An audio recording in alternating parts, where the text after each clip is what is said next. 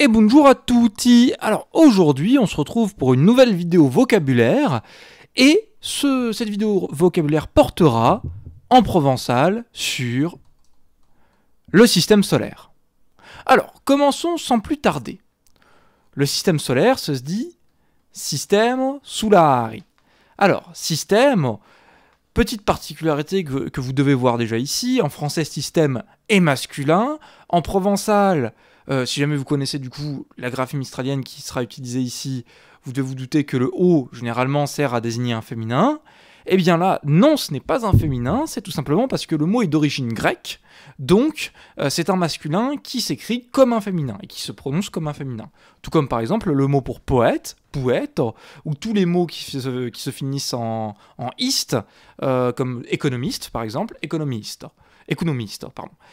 Donc on va avoir système qui va être accentué sur le et, je le rappelle, s'écrire comme un féminin, mais être un masculin.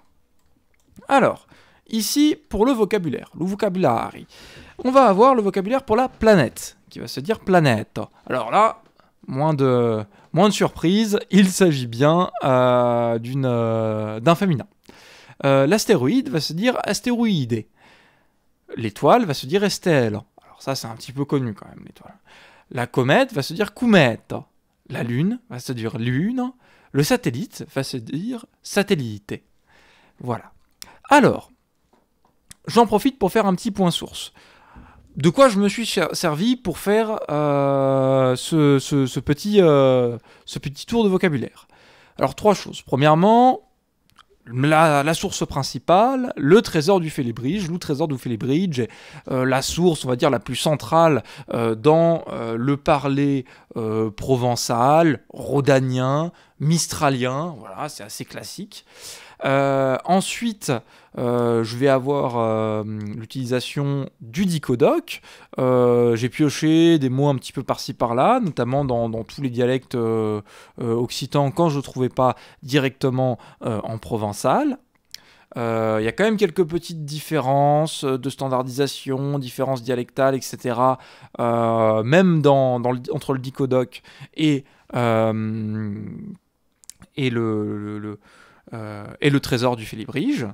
J'ai également utilisé une autre source qui m'a été assez importante ici, et ça a été Wikipédia, puisque je le rappelle, Wikipédia existe en provençal, et ça peut être un outil assez utile pour savoir directement, via les articles qui sont présents, comment telle ou telle chose peut être nommée, notamment du point de vue scientifique, du point de vue de l'astronomie, où on va avoir différents noms pour différents les satellites par exemple, qui ne sont pas forcément donnés dans les dictionnaires, mais on trouve des occurrences sur les pages Wikipédia, donc ça peut être intéressant de les utiliser comme source.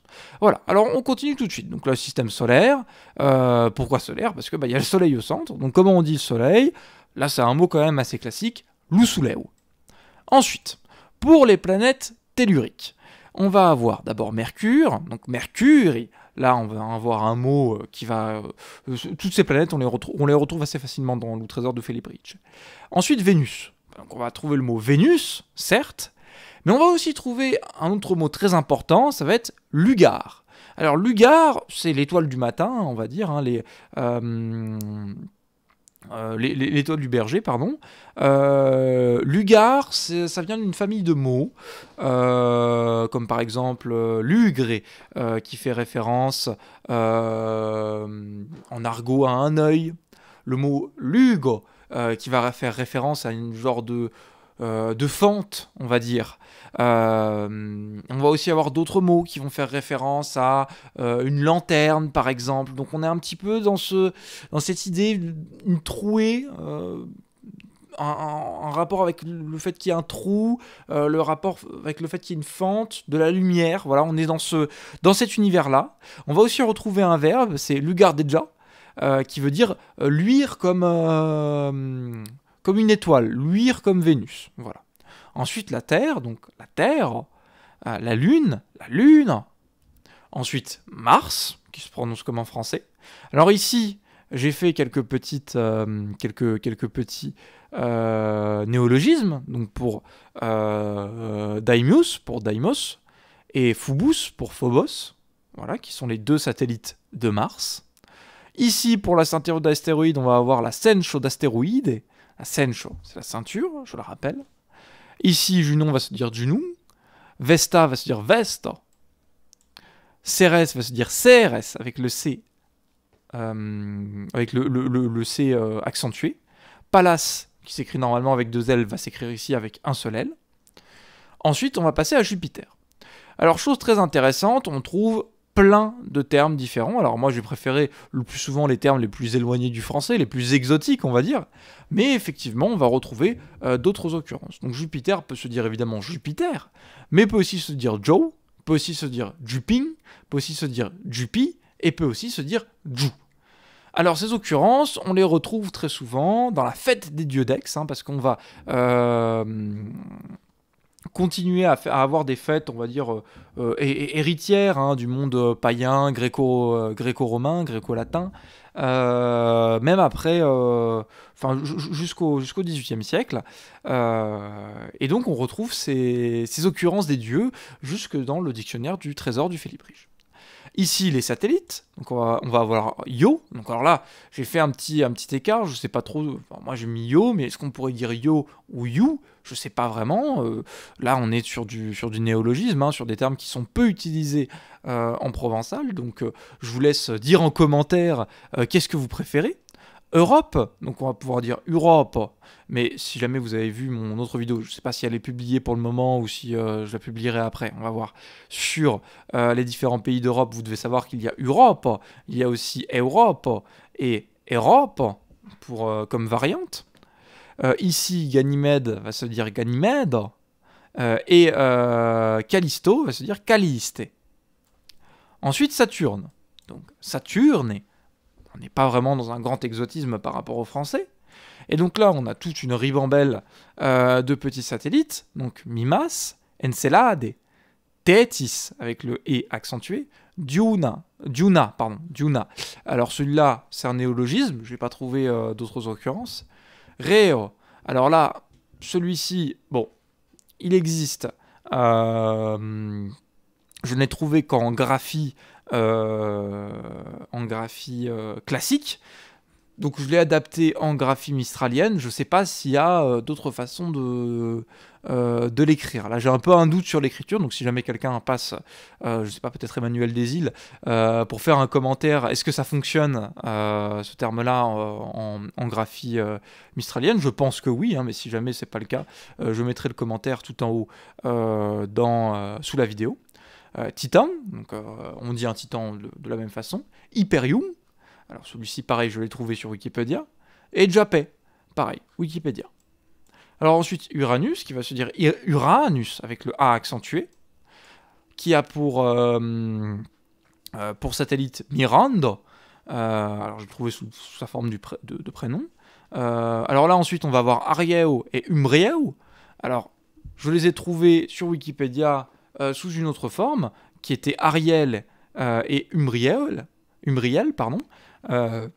donc deux mots qui correspondent plus à un dialecte languedocien classique, mais je le rappelle, en provençal, les L finaux vont très souvent tomber et devenir des W. Donc du coup, Ariel va plutôt devenir Ariel. Mais il y a toujours un petit peu ce doute avec les mots qui sont récents en provençal. Est-ce qu'on continue à prononcer le L final? Est-ce qu'on prononce en yeo? Écoutez, moi, je vous propose de faire un petit peu comme vous le sentez. Donc là, je vais pas noter les deux versions parce que j'avais pas trop la place.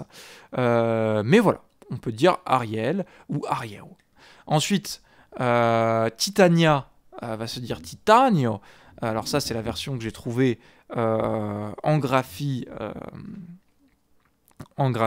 classique.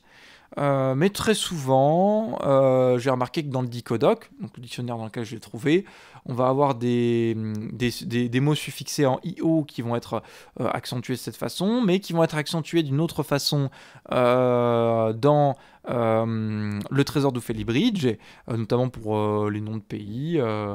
Donc, très souvent, c'est non pas